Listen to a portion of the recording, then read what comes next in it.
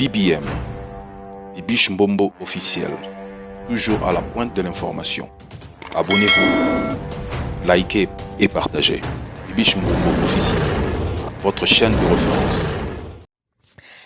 Hello les amoureux de Bibiche Mbombo officiel, bienvenue sur ma chaîne YouTube. Si c'est votre première fois, n'hésitez pas surtout de vous abonner et de cliquer à cette cloche de notification pour ne pas rater l'une de mes prochaines vidéos. Merci beaucoup d'être connecté. Laissez vos commentaires à l'espace commentaires et merci beaucoup. Partagez aussi la vidéo, ça nous fera du bien. Merci beaucoup. Aujourd'hui, mes amours, je vous présente la distinguée première dame de la République démocratique du Congo, Madame Denise Nyakeru Tshisekedi. Voilà. Restez toujours connectés, suivez la vidéo jusqu'à la fin. Là, je m'en vais déjà souhaiter Happy Birthday à ce qui fait aujourd'hui. Happy Birthday à vous, comme on a toujours l'habitude de le faire dans toutes nos vidéos. Happy Birthday, on a bien oignon sur Bozo Kolanda Bisso. Happy Birthday à vous. Et mes condoléances à ceux qui sont éprouvés. We are together. Mes condoléances à vous, que Dieu vous console. Et tous ceux qui ont des problèmes, en tout cas, we are together. Courage à vous, ceux qui sont malades dans des hôpitaux, partout vous êtes stressés en tout cas. Nous avons bien Sabino Makassi. Merci beaucoup à vous. Suivez la vidéo jusqu'à la fin, l'histoire de notre distinguée maman Denise Nyakeru Tshisekedi. Let's go. Voilà. Denise Nyakeru Tshisekedi, née le 9 mars 1967 à Bukavu, dans le sud Kivu de la République démocratique du Congo. Elle est l'épouse de Félix Tshisekedi, président de la République démocratique du Congo. Le 29 janvier 2019, elle est la fondatrice et présidente de la fondation Denise Nyakeru Tshisekedi, FDNT. Biographie. Née à Bukavu, Denise Nyakeru est la cadette d'une fratrie de 8 enfants, dont 4 filles. Elle est originaire du village Muirama, groupement des Kanyola, chefferie de Ngweshi, territoire de Walungu, dans la province du Sud Kivu. Elle est la fille d'Étienne Nyakeru et de Christine Ntalusheka, tous les deux décédés. Son père, considéré comme évolué, terme français, utilisé sous la colonisation belge, désignant tous les Africains ayant acquis un niveau d'éducation jugé suffisant, qui partagent et adoptent les valeurs européennes. Avait un poste de responsabilité dans l'administration du Grand Kivu. En 1968, alors qu'elle n'avait que 9 mois, elle perd ses parents à la suite d'un accident de circulation. Après cette tragédie, elle recueille avec ses frères et sœurs à Kinshasa par son oncle maternel, à l'époque aumônier, catholique des forces armées zaïroises FAZ. L'abbé Sylvestre Ngami Mudawa, qui les a adoptés et élevés jusqu'à sa mort en 1985 dans un accident de circulation sur l'avenue des Universités et sur l'avenue de l'université à Kinshasa. Elle obtient son diplôme d'état baccalauréat scolaire au lycée Tobongisa dans la commune d'Engaliema à Kinshasa. Puis elle rejoint sa sœur Stéphane, autrement appelée Fanny, qui vivait à Bruxelles pour se former au métier d'infirmière. Elle maîtrise le français, les swahili, les lingala et se débrouille également en anglais et en chiluba. Félix et Denise Nyakeru sont parents de 4 filles et un garçon, Fanny, Anthony, Christina, Sabrina et Serena.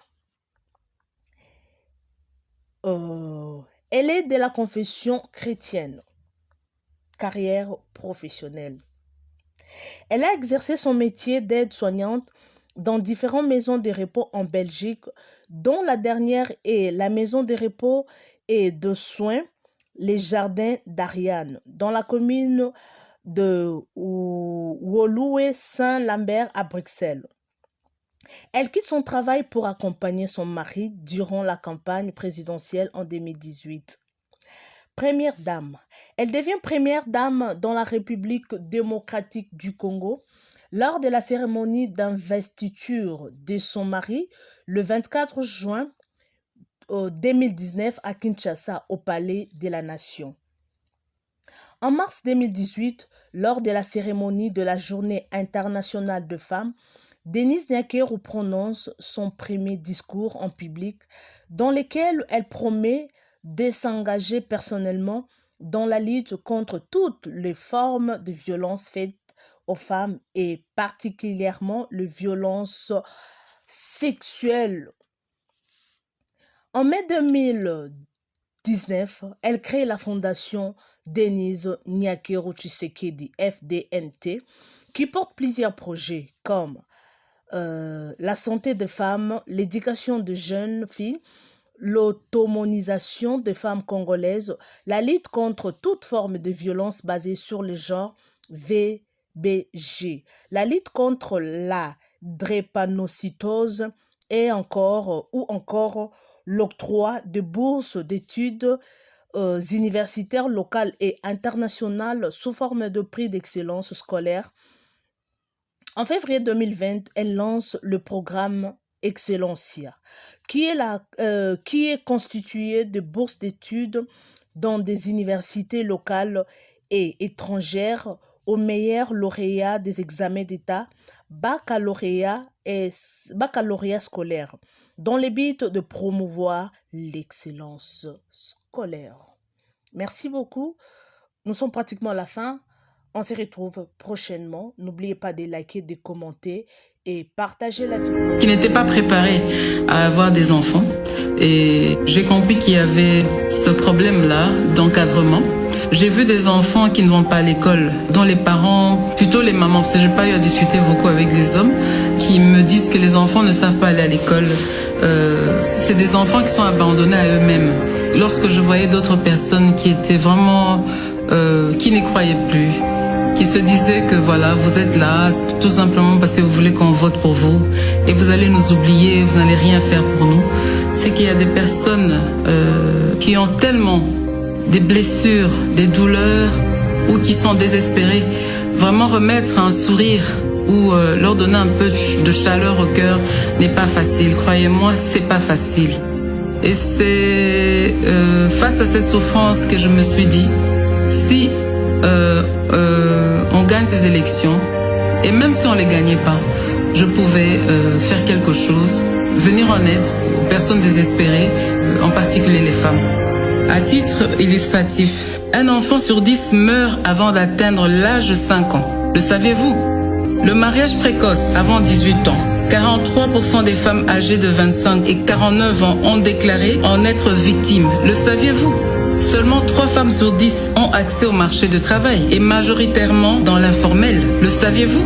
4 filles sur 10 vont à l'école et que seulement 50% d'entre elles ont la chance de terminer le cycle primaire. Le savez-vous? Cette fatalité doit s'arrêter. Je n'ai guère la prétention de tout faire, de tout changer dans ce pays. D'ailleurs, soyez sûrs, je ne saurais y arriver. À chacun son rôle, mais en revanche, j'ai la prétention de m'exprimer, de m'élever en porte-voix et faire savoir à qui veut entendre les situations réelles de mon peuple, de mon pays.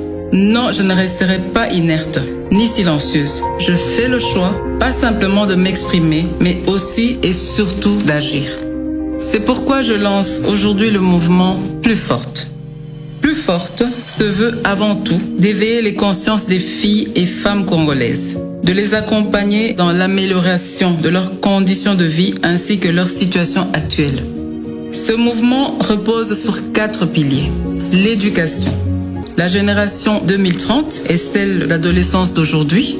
Pour ce faire, je crois qu'il nous faut plus d'investissement dans leur éducation en vue de prévenir le mariage et les grossesses précoces. Nous aurons les femmes plus fortes en 2030 si nous investissons aujourd'hui dans l'éducation de nos filles. La santé. En tant que prestataire de santé et mère, je n'aimerais pas voir une femme mourir en donnant la vie pour des causes qui sont évitables. Je rêve d'une génération de femmes plus fortes, capables de planifier les naissances et de contribuer efficacement au développement de ce beau pays. Je voudrais contribuer à soulager les souffrances des drépanocytaires à travers une bonne prise en charge, les violences basées sur le genre. Nous avons l'obligation de restaurer la dignité des femmes congolaises en vue de leur pleine participation à la consolidation de la paix et la reconstruction de la nation. Un système de protection sociale devrait permettre d'assurer la prévention et une prise en charge des victimes. Le développement des centres d'accompagnement des femmes et des filles victimes devait être une de nos priorités. L'autonomisation. Quand une femme est autonome, c'est toute la société qui en bénéficie. Encourager les initiatives des femmes entrepreneurs et accompagner les activités génératrices des revenus des femmes et jeunes filles vulnérables contribueront à les rendre plus fortes dans le développement harmonieux du pays. Mes chères dames, en tant que première dame, mère de 4 filles, je m'engage à ce que vos problèmes ne soient plus inconnus. Je m'engage à être la porte-parole de vos différentes causes.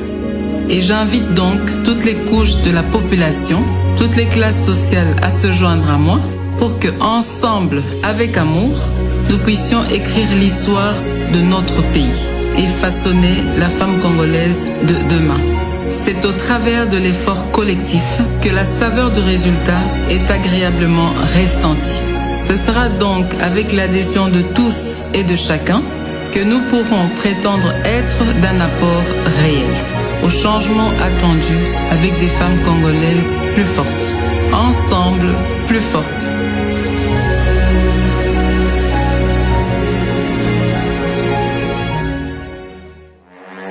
BBM, Bibiche Mbombo officiel, toujours à la pointe de l'information.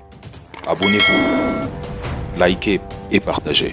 Bibiche Mbombo officiel, votre chaîne de référence.